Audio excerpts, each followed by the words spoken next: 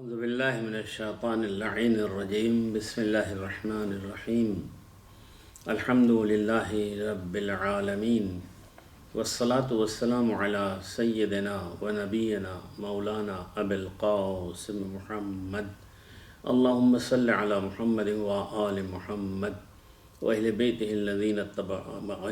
الذین ذہب اللہ عنہم وطہرہم تطہیرا لا سیما علی بقیت اللہ المنتظر واصحابہ المنتجبین الذین اتبعوہم بإحسان رضی اللہ عنہم واللعن الدائم علی اعدائہم مجمعین من وقت عداوتہم الی یوم الدین.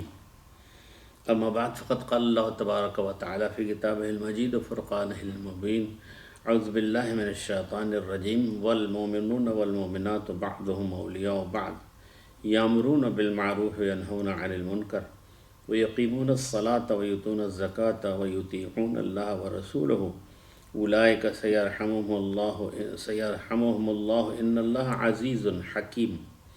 صدق اللہ العلی العظیم. برادران و خواہران ناظرین محترم، السلام علیکم ورحمۃ اللہ وبرکاتہ. سورہ توبہ کی آیت نمبر 71 کی تلاوت کا شرف حاصل کیا گیا. 10ویں پارے میں سورہ توبہ ہے اور اس کی 71 آیت ہے. خدا وند عالم ارشاد فرماتا ہے مومنین اور مومنات بعض ایک دوسرے کے اولیاء ہیں، یعنی سرپرست ہیں. یامرون بالمعروف، اور ان مومنین کی صفت یہ ہے کہ ان نیک باتوں کی امر کرتے ہیں، وینہون عن المنکر، اور بری باتوں سے منع کرتے ہیں، روکتے ہیں. امر بالمعروف اور نہی عن المنکر یہ مومنین کا شیوہ ہے. پھر ارشاد و یقیمون الصلاۃ، اور وہ نماز کو قائم کرتے ہیں، ویؤتون الزکاۃ، اور وہ زکوٰۃ کو دیتے ہیں، ویطیعون اللہ ورسولہ، اللہ اور رسول کی اطاعت کرتے ہیں. اولئک سیرحمهم اللہ، یہی وہ لوگ ہیں جن پر اللہ کی رحمتیں نازل ہوتی ہیں. ان اللہ عزیز الحکیم، اللہ جو ہے عزیز اور حکیم ہے. صدق اللہ العلی العظیم. ناظرین محترم، جیسا کہ رمضان المبارک اختتام ہوتا ہے، اس وقت عید کے دن نماز عید الفطر سے پہلے فطرہ واجب ہوتا ہے. آیہ کریمہ جس کی تلاوت کا شرف حاصل کیا گیا، اس میں مومنین کی صفت امر بالمعروف اور نہی عن المنکر بیان کی گئی ہے، لیکن اس کے ساتھ ساتھ اس میں اقام نماز اور زکوٰۃ کا ذکر ہے. اصل میں زکوٰۃ جو ہے مال کے پاک کرنے کا نام ہے، اور اسی سلسلے میں ماہ مبارک کے روزے رکھنے کے بعد اگر کوئی انسان فطرہ نہیں ادا کرتا ہے تو اس کا روزہ قبول نہیں ہوتا ہے. روایات میں اور فقہی کتاب میں تفصیل کے ساتھ اس کے بارے میں بیان کیا گیا ہے. اس میں 3 کلو گیہوں، گندم اور 3 کلو چاول یا کشمش یا کھجور یہ نکالنا پڑتا ہے. اور اس کے لیے جہاں جہاں بھی جس ملک میں جس شہر میں آپ ہیں وہاں جا کر کے بازار میں آپ پتہ کیجئے کہ گندم کی قیمت کیا ہے، چاول کی کیا ہے، اور جو آپ زیادہ سے زیادہ چیز کھاتے ہیں اس کو گوشت اور مچھلی، ان چیزوں کا ذکر روایات میں اور کتب فقہی میں نہیں آیا ہوا ہے. اس لیے ہمارے آپ کے اوپر گندم، چاول، کشمش اور کھجور کی قیمت کو ادا کرنا ہوگا. اب 3 کلو کی قیمت دیکھ لیجئے. ناروے کے لحاظ سے جہاں تک میری معلومات ہے اس میں 110 کرون کا یا 120 کرون کا جو ہے 10 کلو آٹا ہے. اور ابھی تفصیلات آپ دیکھ سکتے ہیں دکانوں میں. بعض لوگ چاول جو ہے 550 کرون کا 20 کلو کے لحاظ سے لیتے ہیں، کچھ 400 والا لیتے ہیں، کچھ 300 والا لیتے ہیں. بہرحال جو آدمی جیسا بھی گیہوں کا آٹا استعمال کرتا ہے یا جو چاول کو استعمال کرتا ہے اس کو 1 کلو کے بعد آپ 3 کلو پر ضرب لگا لیجئے. یہ فطرہ ہے.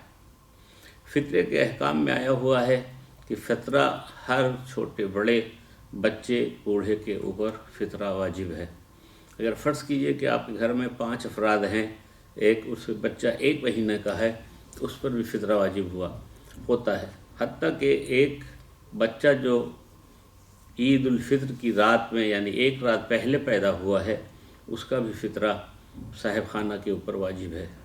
اسی طرح اگر کوئی مہمان آپ کے ہاں شب عید الفطر آ گیا ہے اور وہ بلایا ہوا مہمان ہے یا خود سے آ گیا ہے، لیکن یہ ہے کہ وہ غروب سے پہلے آیا ہے، غروب کے بعد والا نہیں، غروب سے پہلے آپ نے بلا لیا ہے، غروب سے پہلے وہ آ گیا ہے اور آپ کے ہاں افطار میں وہ اور کھانے میں وہ شریک ہے، تو اس کا آپ کو فطرہ ادا کرنا پڑے گا، چاہے وہ کافر ہو یا مسلمان ہو یا غیر شیعہ ہو، کوئی اس میں مسئلہ نہیں ہے۔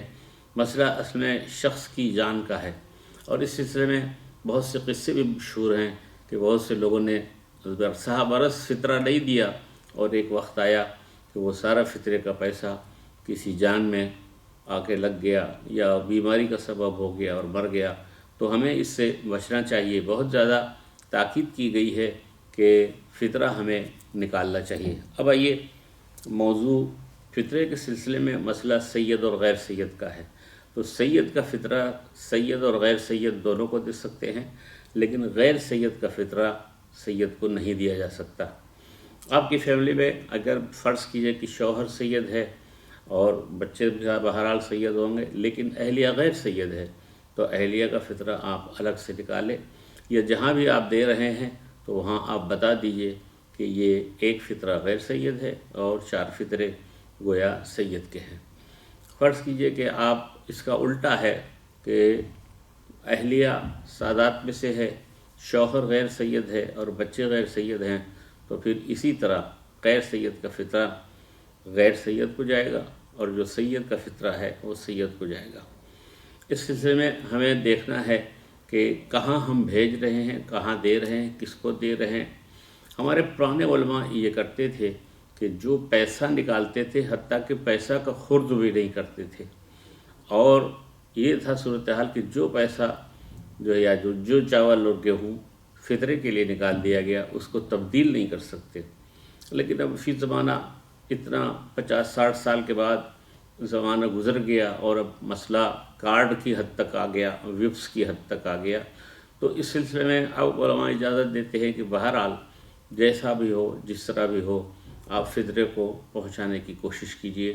یا فرض کیجئے ٹرانسفر کے سلسلے میں بات آتی ہے تو اب ناروے سے کوئی، یورپ سے کہیں سے، امریکہ سے کہیں کوئی آدمی انڈیا، پاکستان، عراق یا لبنان، افغانستان بھیجنا چاہتا ہے تو وہ ٹرانسفر میں بہرحال وہ پیسہ تو چینج ہو جائے گا، تو اس لحاظ سے اس میں کوئی اشکال نہیں ہے۔ تو کوشش کرنی چاہیے کہ فطرہ ہمیں ادا کرنا چاہیے، اور فطرے کی ادائیگی کے لیے ڈھونڈنا چاہیے کہ صحیح آدمی مل سکے تاکہ اس تک بھیجا جا سکے۔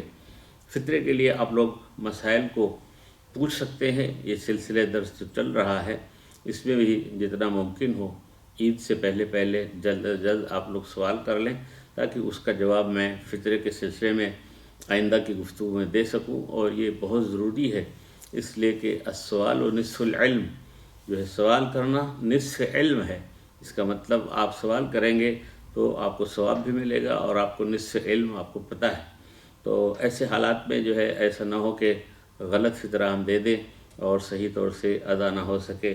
انشاءاللہ اللہ کی بارگاہ میں دست بدعا ہیں کہ ہم کو صحیح طور سے نماز پڑھنے، روزہ رکھنے اور زکوٰۃ فطرہ دینے کی توفیق عطا ہو، اور زکوٰۃ کو صحیح طرح پہنچانے کی کوشش کی جائے۔